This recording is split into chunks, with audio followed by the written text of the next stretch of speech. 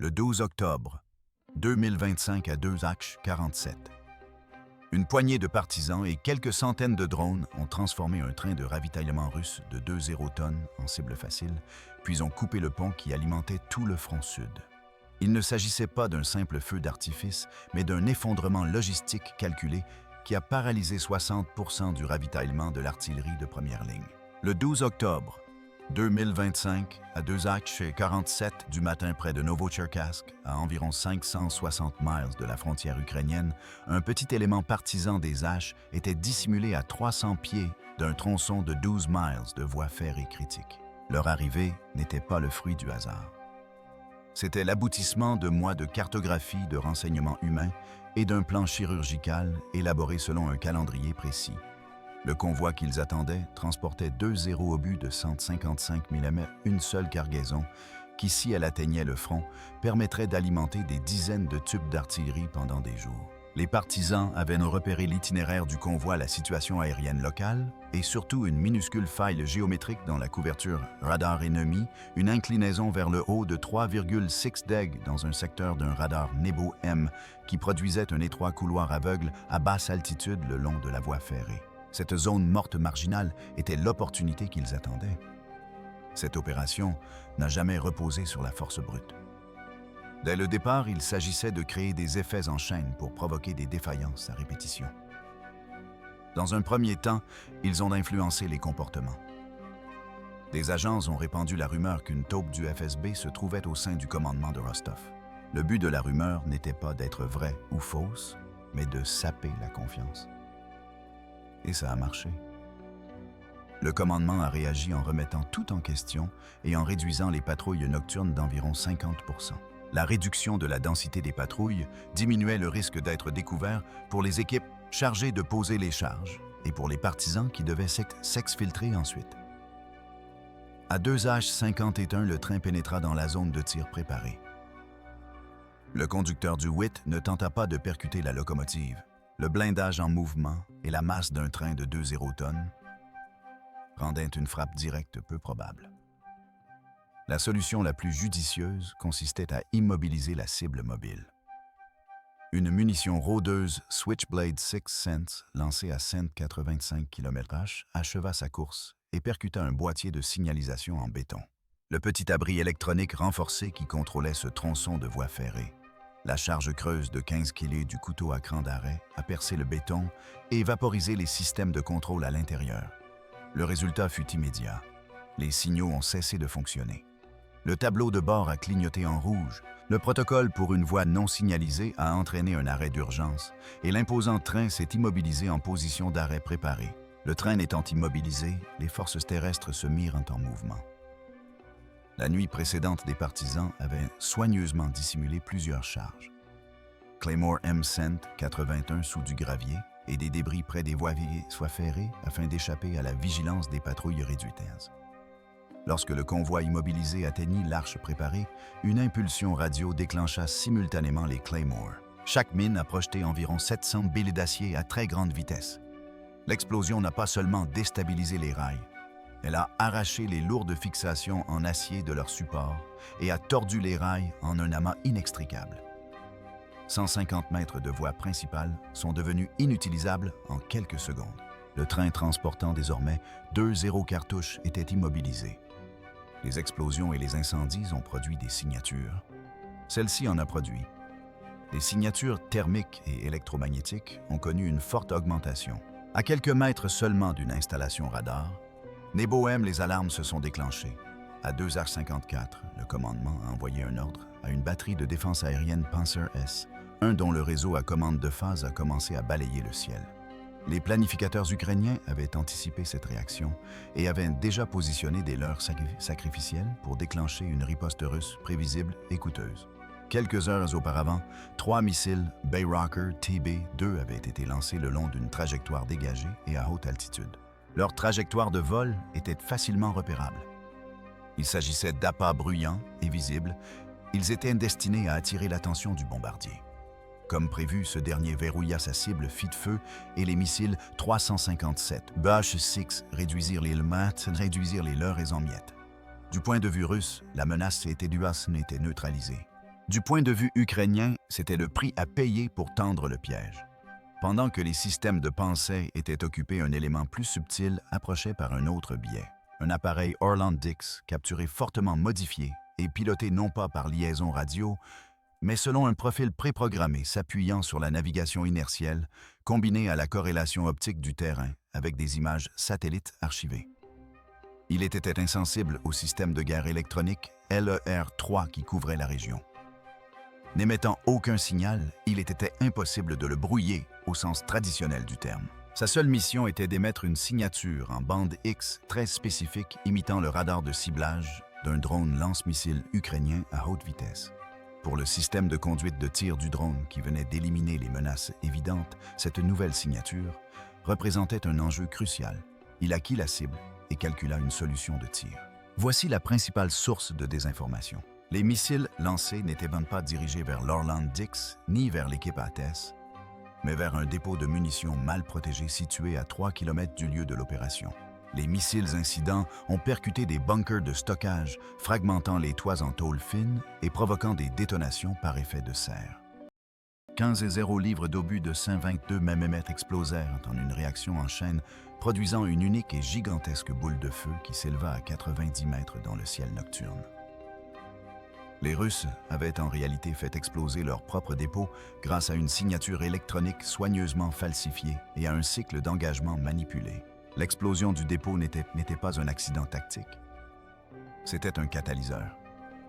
Elle a créé le chaos et a également provoqué la réaction cinétique la plus rapide disponible, un hélicoptère d'attaque Mi-28 Hawk. Les équipages aériens ont utilisé l'imagerie thermique et les vecteurs de bombardement NA pour détecter les signatures au sol probables et ont identifié en quelques minutes plusieurs points chauds correspondant à la présence d'opérateurs humains et d'équipements motorisés. Il s'agissait précisément de la chaleur résiduelle de l'équipe ATES. À environ 8 km de distance, le Hawk a tiré un missile Valkyr, se déplaçant à environ Mach 1,8, le missile se rapprocherait rapidement. Pour les partisans, cela ressemblait à une menace mortelle immédiate. Des compteurs étaient en place. En dernier recours, l'équipe ATS a déployé un brouilleur radiofréquence rudimentaire de forte puissance réglé sur la bande des 5,8 GHz afin d'aveugler le Vickers Seeker durant sa phase terminale. De conception simple, il se composait essentiellement d'une source d'alimentation et d'une antenne, mais il a rempli sa fonction. Environ 9 secondes après le décollage, le système de guidage du missile n'a pas réussi à identifier clairement la cible au milieu du bruit, et celui-ci a dévié de sa trajectoire, explosant dans un champ désert. Les munitions russes ont été gaspillées, et l'équipage du Hawk était abasourdi. Les Russes ont intensifié leurs efforts en déployant une contre-mesure optique terrestre Parivet, un laser de haute puissance conçu pour neutraliser les capteurs électro-optiques des drones entrants. Parivet bouleverse la donne pour les systèmes de guidage par caméra. Il peut désactiver physiquement les capteurs. Les planificateurs ukrainiens l'avaient également anticipé. Leur atout majeur résidait dans des drones FPV Flying FPV, pilotés par un humain et reliés par fibre optique lancés par une seconde équipe située à 1 km de distance. 20 quadricoptères, transportant chacun environ 900 grammes de C4, ont été pilotés sous des lunettes de réalité virtuelle via une connexion fibre optique directe. Ce câble éliminait les émissions radiofréquences et les rendait insensibles à la bulle de guerre électronique LER-3 et au laser aveuglant utilisé contre les systèmes de guidage autonomes. Les pilotes contrôlés par un humain pouvaient ainsi voler à vue et grâce à leur mémoire musculaire. Parisvet ne pouvait pas aveugler un pilote. L'essaim de drones FPV a attaqué le pont logistique principal reliant Novak ou Kask à la ligne de front. Leur trajectoire de vol à environ 95 km/h longeait la cime des arbres et ciblait les piliers de soutien en béton. La démolition a été d'une précision chirurgicale. Les premiers impacts ont arraché le béton altéré et mis à nu les armatures. Les impacts suivants ont fait exploser des charges en contact direct avec des éléments structurels compromis. 20 chocs rapides dans un laps de temps très court ont créé des microfractures qui se sont propagées à travers le béton porteur et dans le squelette d'armature. L'effet cumulatif a été catastrophique. La travée centrale de 183 mètres a cédé. Les piliers de soutien principaux se sont désintégrés et le pont s'est effondré dans la rivière, emportant avec lui des tonnes d'acier et de rails. Le pont d'un passage stratégique de 20 millions de dollars est devenu un enchevêtrement de béton et de rails tordus suite aux événements. Les services d'urgence russes, FSB et Spetsnaz, ont déployé d'importants moyens dans la zone, mais leurs priorités ont divergé. Le confinement, les secours et le contrôle des médias ont été prioritaires. Des images satellites sont par la suite confirmées les actions menées par les partisans. Un gouffre de 9 mètres de profondeur s'était formé à l'emplacement du pont, 150 mètres de voie ferrée principale avaient été réduits en miettes et un dépôt avait été ravagé par des explosions conjuguées. Le train transportant 2 au bout était immobilisé sur la rive opposée. D'autres trains en attente derrière lui étaient également à l'arrêt. 60% du ravitaillement en artillerie et en roquettes du sud artère vitale pour les fronts zaparois et kenyans fut coupé du jour au lendemain. Les conséquences opérationnelles furent immédiates et s'aggravèrent rapidement. Des centaines de systèmes d'artillerie se retrouvèrent soudainement avec des canons mais sans munitions. Les missions de tir en première ligne furent écourtées puis interrompues. Les efforts logistiques de réacheminement ou de réparation ont été entravés non seulement par les dégâts matériels, mais aussi par l'effondrement de l'organisation. L'information initiale du SCOP concernant une taupe du FSB s'est transformée en une méfiance généralisée. Les réunions de commandement ont dégénéré en accusations et en paralysie du contre-espionnage pendant environ 72 heures critiques. Alors que Moscou minimisait publiquement l'incident en le qualifiant de perturbation logistique temporaire, les faits sur le terrain ont révélé une opportunité que l'Ukraine a immédiatement exploitée. Pendant la coupure des approvisionnements, les forces ukrainiennes ont progressé d'environ 3,5 mètres sur le front de Zaporizhzhia. L'analyse des coûts est sans appel. L'Ukraine a utilisé des ressources consommables relativement peu coûteuses. Des Switchblade 6 cents des leurs TB. 2. Une approche programmée. Orlandix modifiait des quadricoptères FPV pilotés par des humains et une petite équipe au sol clandestine pour créer des effets en cascade surdimensionnés contre une posture défensive russe lourdement armée, comprenant des lasers Panzer S, un Lear 3 EW et Parisvet.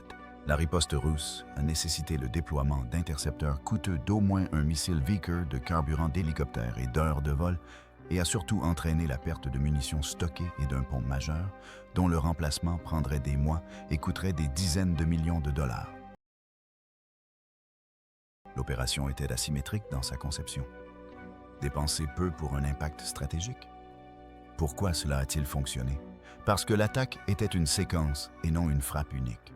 Il a exploité la géométrie des capteurs manipulés, la prise de décision humaine, immobilisé un atout logistique mobile en attaquant son nœud de contrôle. Plutôt que le matériel roulant percer les défenses aériennes avec des leurres sacrificielles falsifiées.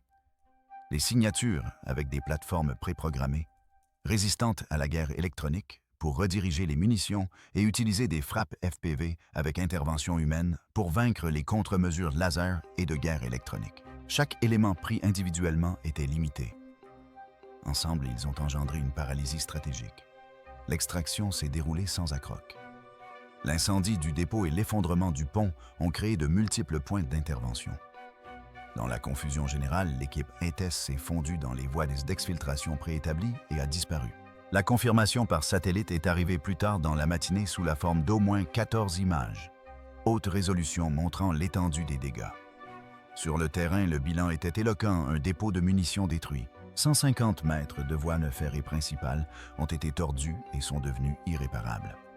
Un pont stratégique de 180 mètres s'est effondré et une cargaison de 2,0 tonnes de marchandises rondes s'est retrouvée bloquée sur la mauvaise rive. La fenêtre d'opération a duré suffisamment longtemps pour que les conséquences se fassent sentir. Les forces ukrainiennes ont profité du silence des armes et se sont déplacées là où les Russes ne pouvaient pas réagir immédiatement. Cette attaque a confirmé un enseignement fondamental de notre époque. Dans un théâtre d'opération où la logistique est primordiale, l'interdiction de nœuds critiques peut procurer des avantages opérationnels décisifs lorsque la séquence et la tromperie sont appliquées avec un timing précis et des renseignements fiables.